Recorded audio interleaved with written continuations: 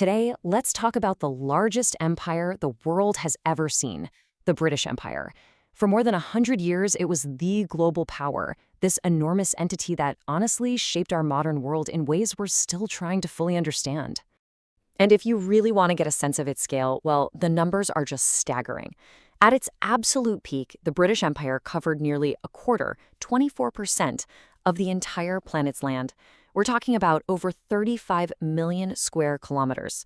Just try to wrap your head around that. And it wasn't just about land either. Think about the people.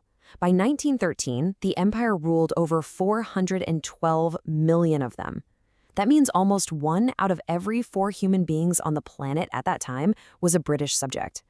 The sheer scope of it is, well, it's almost impossible to really picture. You know, this massive scale is where that famous phrase comes from, the empire on which the sun never sets.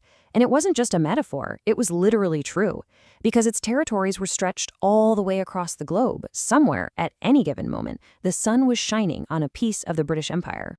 So the big question is, how did something this massive even begin? Well, the foundations were actually laid before Great Britain was even a thing.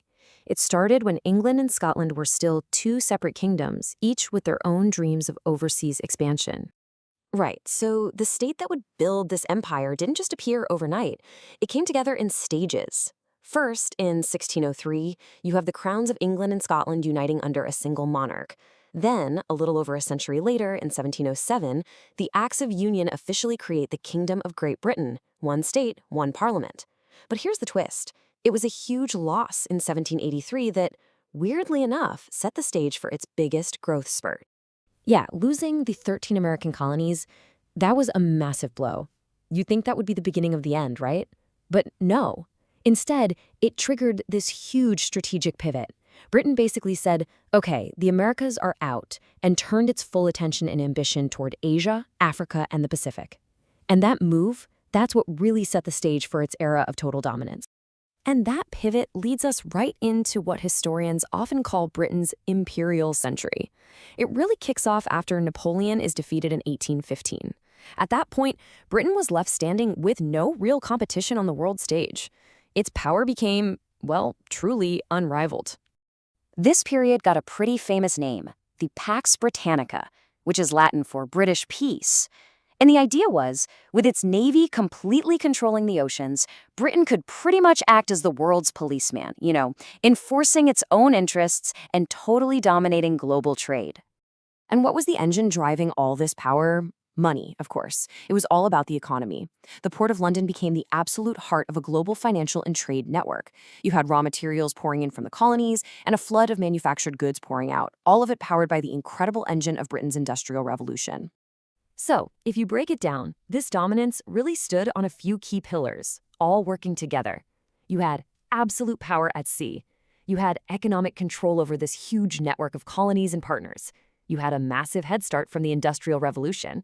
And, of course, you had this constant, relentless drive for more territory. But, as we all know, no empire lasts forever. And when the 20th century rolled around, it brought with it a storm of challenges. Challenges that would eventually, piece by piece, dismantle the largest empire the world had ever seen. So what was the main catalyst? What really started the decline? Well, it was the crushing cost of global war. I mean, Britain and its empire were on the winning side of 2 world wars, but victory came at an unbelievable price. The country was left financially crippled, its resources just stretched to the absolute breaking point. And the whole process of decolonization, it wasn't simple. You had the economic strain from the wars. That was the first big push. Then, at the same time, you had these powerful independence movements rising up within the colonies themselves. So, faced with all this, Britain generally chose a policy of, let's call it, peaceful disengagement, which eventually led to the transformation of the empire into what we now know as the Commonwealth of Nations. And if you want to understand just how fast this all happened, just look at this number. In the 2 decades after World War II, the number of people under British rule outside the UK went from 700 million down to just 5 million. Think about that, 700 million to 5 million in 20 years. It was an incredibly rapid unraveling. So, the formal empire is gone, but its impact, Oh, that is still deeply woven into the fabric of our modern world.